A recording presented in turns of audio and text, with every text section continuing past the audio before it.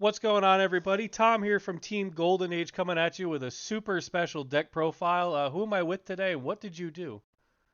I'm Bobby Kenny. I played Phantom Knights at the Remote Duel YCS, got top 16, lost a match that was closer than I honestly probably should have been, like considering how well he opened, but uh, anyone who was watching the stream, they saw how that match ended. It was disappointing. I discarded a Ghost Ogre, not thinking Mic it would off. be that relevant, and then he had both Lancia and Judgment to stop my entire turn, and then I needed that Mic Ghost Ogre the on. next turn to stop Anopoulos and didn't have it. Oof. Sad face. But yeah, overall, like I don't like my build as a whole. Like I like this deck is amazing. I've been playing Phantom Knights for like pretty much since Phantom Rage dropped. I picked the deck up. It feels like the closest Mic thing off. to the old style combo Orcus when Mic Mermaid was a on. thing, and that's what's kept me on it. Um, but I made some questionable decisions last second right before submitting my list because we had to have our list submitted like the Wednesday Mic off. before the tournament actually began, and I didn't have enough time to test some stuff. But overall, it worked out. When I get to stuff I don't like, I'll let you know. This list was 57 cards, Mic on. which uh, I It's don't pretty think the standard for correct count. you. Well, like I play a lot of I play piles. If you saw my Orcus stuff, you know I played like all kinds of 60 card Orcus piles.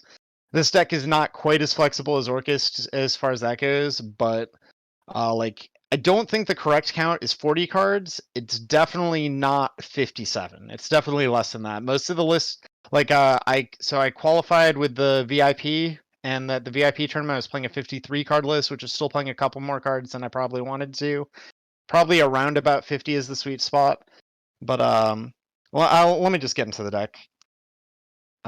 Break it down. So we start with starter cards. These cards are by far the best cards in the deck. The biggest reason to try and keep a lower count. We have 3 Torn Scales, Road as a 4th Torn Scales if you need it. 3 Tour Guide and Terror Top.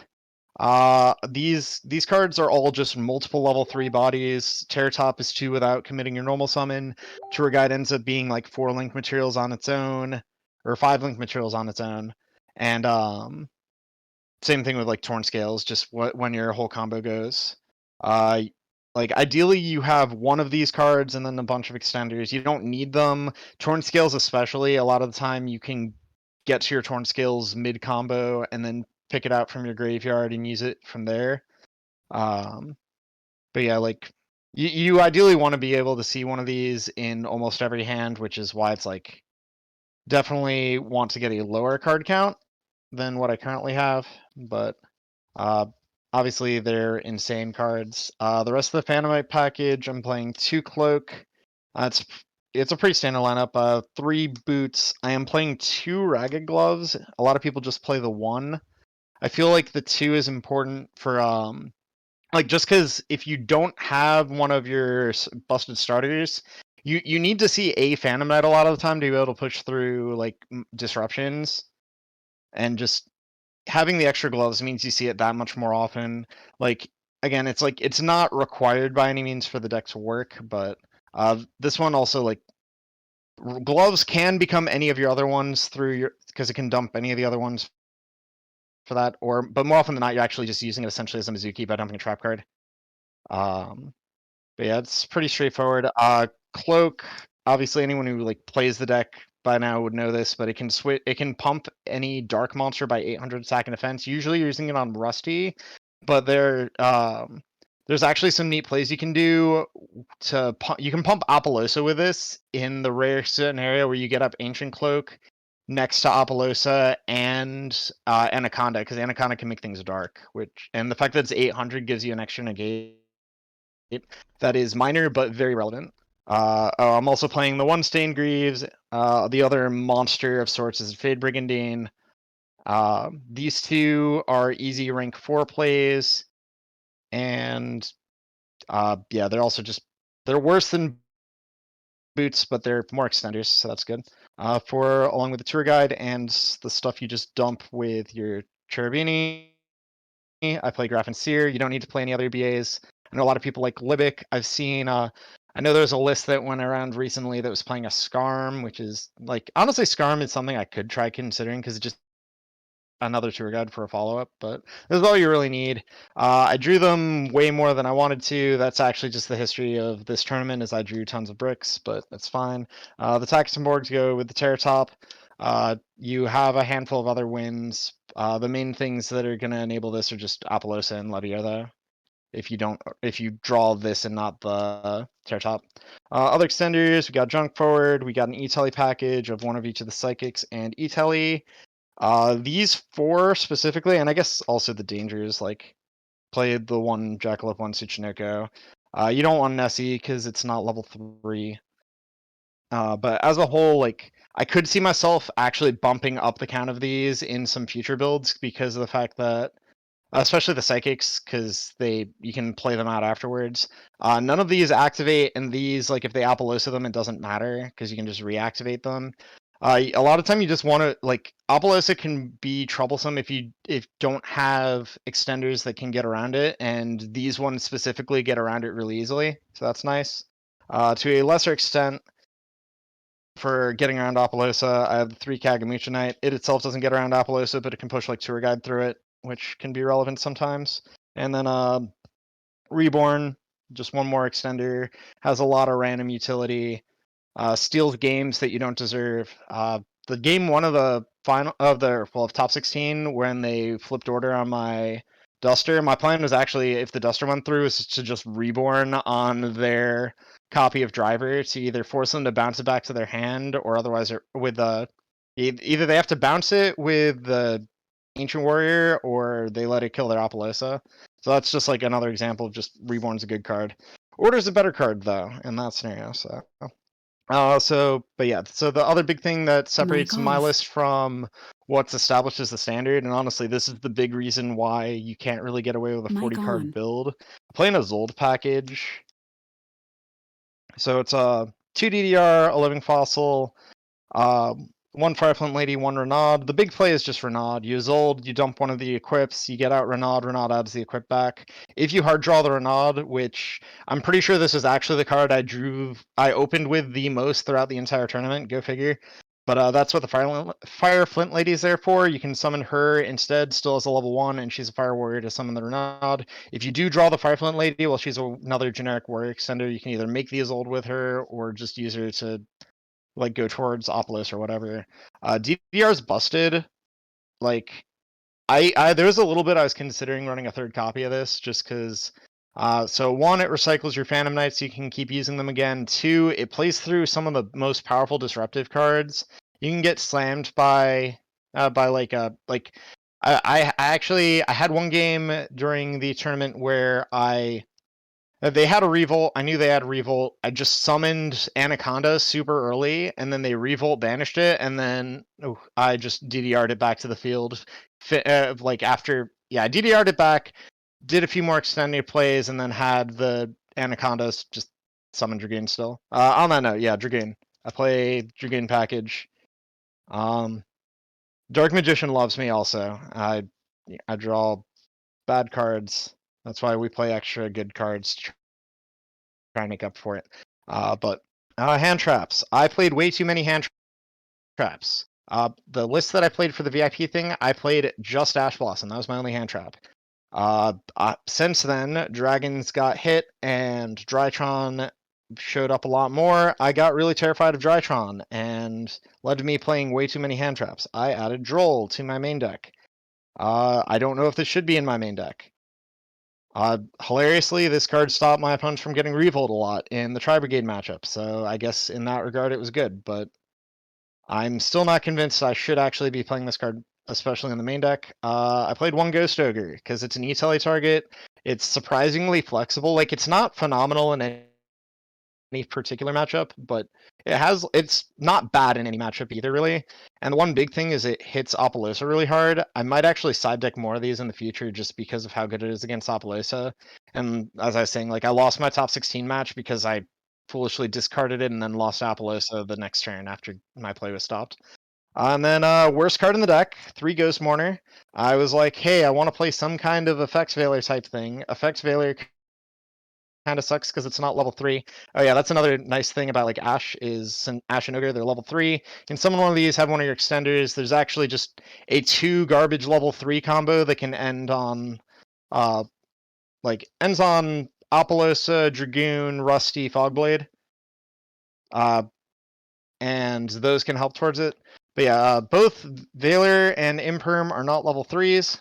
And I was like, man, should I play these cards anyway? And then one of my friends, I'm not going to name him, but screw you, that was terrible. He was like, hey, wait a minute, what about Ghost Mourner? It's the Valor that you want, and it's level 3. So it's like, okay, that seems not bad.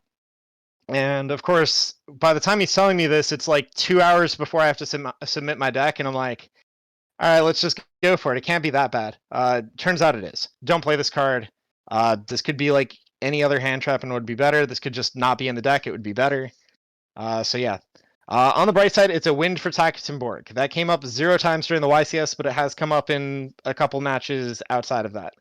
Not that it's going to matter anymore because I'm taking those out. Other disruptive cards. We got Forbidden Droplets. This card's insane. If you're playing Phantom Knights, you should have 3 of this. There's no less. If you see this card, you should be able to win almost any matchup that isn't like infinite trap cards.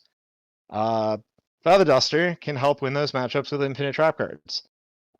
There's another thing. I'm not sure if I should be main decking or not, but it's just kind of there. Called by because it's busted. Hand traps aren't good to stop. And then for the other Phantom Knight traps to search, pretty standard. 3 Fogblade. I played Sword instead of Wings. I know some people play Wings. Wings on its own is a better card because if they get rid of it, then you still get to pump your monster, still get to protect your monster. But Sword has that key 800 attack buff. So a lot of time if you set up a board with Apollosa and you get 2 trap searches, I'll go for 1 Fogblade, 1 Sword, because the Sword can both protects Apollosa from some destruction effects. Or if I need to, I can use this to pump Apollosa by 800, giving her an extra negate. I did have one game where someone they didn't see me search this. I just hard drew it, and they baited one negation off my 3 material Apollosa. They normal to Fractal and attacked, and I flipped this in damage step, and that was just a blowout.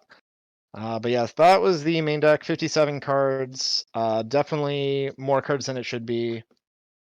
Like I said, I think around about 50 is probably the sweet spot. If you trim the hand traps way down, like if you just forgo hand traps, I think you can get it down to like 44 cards and still have a good number of extenders and the Isolde package and the Dragoon package and all that. But I feel like it's probably supposed to be a bit more than that just to dilute the bricks. Extra deck. We play Link Spider because it makes your normal monsters into effects monsters for Anaconda. Yeah, so pretty much this is just for Shade Brigandine and Nibiru tokens.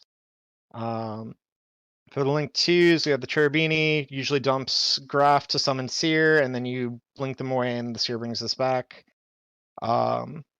A lot of the time you'll be making Leviair under it with the Seer. Don't detach the Seer, make Apollosa after, and then it lets you play through Nib the whole time, because if they Nib you while the Seer is still not triggered, you'll get back the Cherubini and then you're good. Anaconda, because it's busted. Well, Dragoon is busted, so you play those. You're usually ending your play with this. The fact that this makes stuff dark, as I mentioned before, can be significant for pumping with the Ancient Cloak, but also for turning Isolde dark a lot of the time. So she's kind of your backup plan. Your plan A is Cherubini, your plan B is Isolde, your plan C is Anaconda for if you're pushing through a bunch of stuff. The fact that she's light, though, can be annoying, but like I said, so a lot of time if you end up needing to make her without the rest of your play setup, you can make your Anaconda, and then Anaconda turn her dark, and then her and usually like a Phantom Knight that you brought back off DDR that the Renata play got can go into Rusty, and then you can still get your value off Rusty for your trap cards, and then Anaconda for Dragoon at the end. That comes up a good amount. Link 3s, obviously Rusty. Best card in the deck. People are wising up to not stop your early plays and try and always save a hand trap for Rusty. Sometimes you can really take advantage of that when you have extenders. You can make this early to bait your opponent into burning something on this so that they aren't using it on, because like you make Rusty with nothing else in play and they're like, oh, if I stop the Rusty it ends the turn. And if you have like anything at all to extend past then you're good. Like a lot of time you can make Isolde and then make Anaconda and then just have everything anyway. Also, the fact that a lot of people don't realize this immediately, Rusty on his own is just making an Isolde if they like that's like really key for the 2 garbage level 3 combo, because you can dump your cloak and get both boots and shade, which make Isolde. I also played Unicorn. I think I shuffled with this once. It's mostly there just to climb into access code. This package has jumped between a whole bunch of different things. At one point, it was like the Ark Rebellion OTK package. I felt that was better, like in older formats. More recently, it's just like Access Code Talker does the job way better, and occasionally, like I said, like Unicorn can come up. You actually run a surprising number of attributes for Access Code. Like obviously you have Dark, but Isolde's a Light, Link Spider's Earth, Apollosa is Wind. So it's not uncommon to be like blowing up like 4 cards in a turn. Yeah, Apollosa, I try to make this before Rusty whenever possible, because Nibiru does hurt. Like a lot of people aren't main decking Nibiru right now, so that's fine. But Nibiru does hurt if you don't play with it in mind. But usually you can set up so that you threaten the Apollosa and force the Nib early while you still have Seer alive, or you actually just make the Apollosa and then trigger the Seer when you make the Apollosa. So yeah, that plays through that. And Apollosa is just a dumb card in general, so you play it. And then the last link I'm playing at the moment is Underworld Goddess of the Closed World. This card kind of just steals games in positions where your opponent doesn't expect it. I only summoned it once like during the tournament, but it definitely won a game I had no business winning otherwise. It was against Adamantipator. They had a full board with Dragoon, and they let me sneak 3 monsters onto the field thanks to like the psychics. Again, like they had Apollosa, but I had stuff that didn't activate. And then I was able to just take those 3 monsters and their Anaconda to make Underworld Goddess, and it just turned off the rest of the board. Also, like this can similar position if a Tri-Brigade player doesn't keep you off of early monsters, then you can do the same thing where you make like I've made Underworld Goddess using, like I'll just summon 3 level 3s, they're like, okay, whatever, I don't care, and then drop this using their the Ancient Warrior's Oath. And then this turns off their Apollosa, and since it can negate any effect that can summon from the graveyard, it actually negates Revolt. Like, it's not super common that someone lets you get to that position, but when you see that position, you just take it and you win the game. For the Xyz, 2 Break Sword, pretty standard.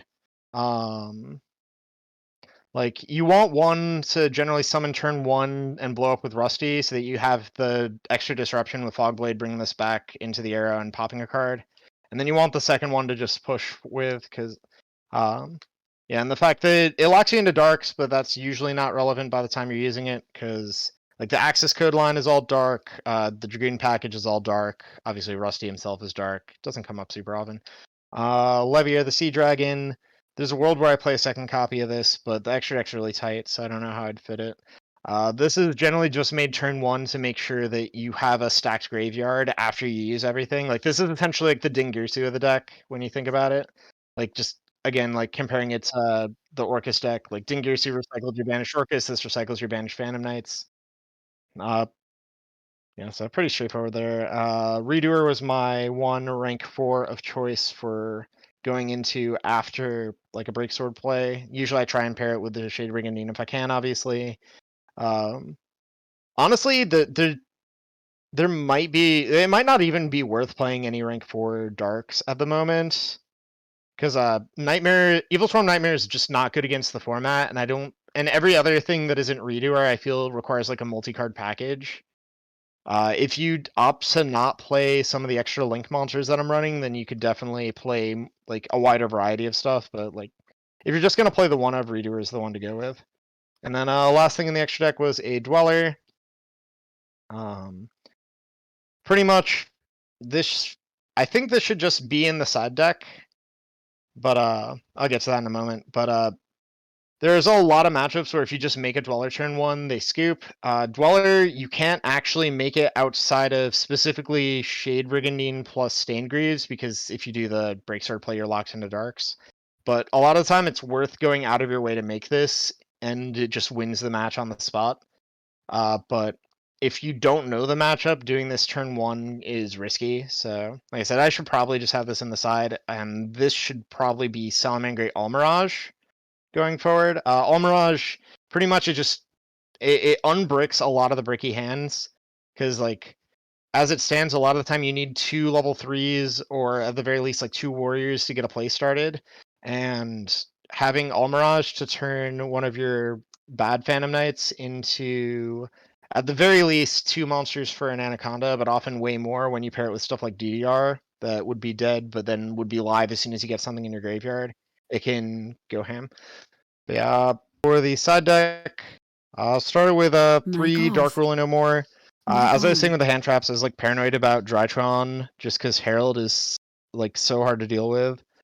So I just want to have as many answers to that as possible. Obviously, this card's good against some other stuff. Drytron wasn't the only matchup I brought it in against, but it's not as good as it was back when like dragons and stuff were big, but still insane card. And especially like just since I had a higher deck count, I just wanted to try and have as many different cards that would answer like broad scenarios. So Dark Ruler No More was a good one that could come in against a bunch of matchups. Similarly, played 2 Wind Kaijus, another out to Herald. On the off chance I ran into a Wind Barrier statue, I had it. That didn't happen. I wasn't expecting it to happen, but it's just best Kaiju just in case. And I did get to Kaiju I got to Kaiju a Shizuku in Top Cut, in Top 32, so that was neat. As far as other generic stuff, 3 Twin Twisters, Pankratops, just backer hate. I wanted like another matchup that I feel like a lot of people weren't respecting, and it was clear because he won the event, but was Prankids. I just wanted stuff that could beat the Prankid matchup. Pankratops doesn't beat that matchup as much as Twin Twisters does, but it's still good. Twin Twisters, obviously, you can just hit their fusion spell before the main phase, before they can flip it. Pankratops, you can drop it, and then you just sit on it, and then it can kill off the fusion when they summon it if they don't have Bow Wow. Most of the time they have Bow Wow, so. But this is just another generic anti-whatever card, so you just play it. There's a small part of me that feels like I should have played Reboot, but like I felt like super heavy trap decks were mostly on the decline, but maybe for Tri Brigade I should add Reboot. That might have been worthwhile. Oh yeah, so other thing, this is for both Tri Brigade and Prankids, Contact C. If you drop this against Prankids, they most likely scoop. Like, they pretty much, to be able to out this card, they have to be able to link away into something generic and then still have like a polymerization play afterwards. And if you drop this against Tri Brigade, once they've locked what their materials they can use, so either using Fairshit to summon from hand or any of the effects to summon a link monster, you drop this and then it just ends their turn.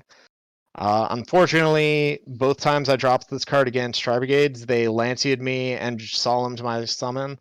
So both in Top Cut that happened, and my game 2 and my round 11 opponent did like the same sequence to me, and it was like, all right, I guess that's how it is. 2 Lancia.